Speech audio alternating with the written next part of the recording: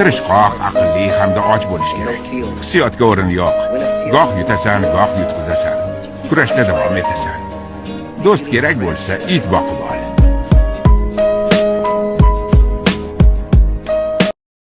Yo, shaxmat doskasi kabi. Har qanday yurish sen uchun so'nggisi bo'lishi mumkin. Istaganingni qil-ku, ammo hech qachon qayerdan boshlaganingni unutma.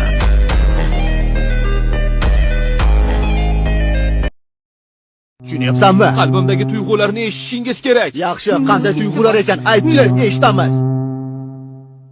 Xo'sh, ayt.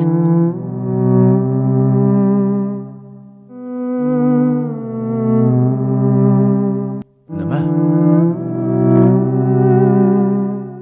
Hech nima. Rejalaring haqida hech kimga aytma. Shunday harakatlanginki, odamlar seni hech narsa qilmayapti deb o'ylasin. Maqsadlaringni ovoza qilmaginki, seni ko'rganlar hayotdan maqsadi yo'q deb o'ylashsin. Hech qanday shovqinlarsiz o'z maqsadlaringga erishganingda, u qanday uddaladi degan yuzlarga qarash zavqli bo'ladi. Seni biroq qo'rqitsa qo'rqma. Biroq va'da bersa ishonvorma. Biroq tushkunlikka tushsa qo'rqib ketma. Chunki bu olam ichida qolida Allohni tanigan odam birodan qo'rqmaydi, birodan. Qalbingdagi ozorni yashirishni o'rgan. Senga bu tuyg'u tanishmi? Ochig'i shunaqa desa ham bo'ladi. Ikkita xulosa chiqarganman. Birinchisi, hech qachon hech kimga zaifligimni ko'rsatmayman. Ikkinchisi-chi, agar hamma seni ayyor va shafqatsiz deb hisoblasa, unda boshqacha bo'ladi. Afsus. Ishlarim yomon emas. Ammo endi o'sishim va keyingi darajaga o'tishim kerak. Mana shunaqa, men tavakkal qilib, raqiblarimdan bir qadam oldinda yurishim kerak.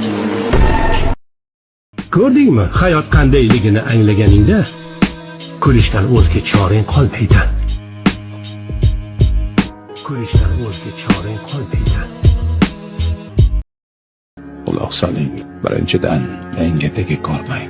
Ikkinchidan, menga daxl qilmang. Men qanday inson ekanimni va nimalarni boshdan kechirganimdan mutlaqo bexabarsiz. Rahim shafqatingiz ham, menga qoyil qolishingiz ham men uchun zarur emas.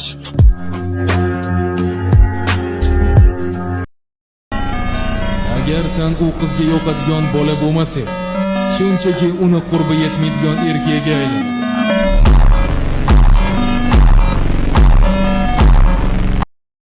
Negadir yoqtirgan qizlaring yo'q. Biron qiz bormi? Yo'q albatta. Nima uchun? Nega bo'ladi? Qishloqda kambag'alman, ishsizman, yetarli emasmi? Bu yerda hamma kambag'al. Uylansam ham aslo bu yerda qizga uylanmayman. Bu qadar kuchli jangchi emasman deb aytsam, yolg'onga gapirayotganim haqida xulosa qilasiz. Agar kuchliman deb aytsam, meni maqtanchoqqa chiqaradi. Bir gapni aytaman, raqiblarimning hech biridan qo'rqmayman. Ular meni tashvishga soladi. Musulmon odam hech narsadan qo'rqmasligi kerak. Allohni aytgani bo'ladi. Allohni aytgani bo'ladi. Qo'rqoqlik umrni uzaytirmaydi. Dovyuraklik umrni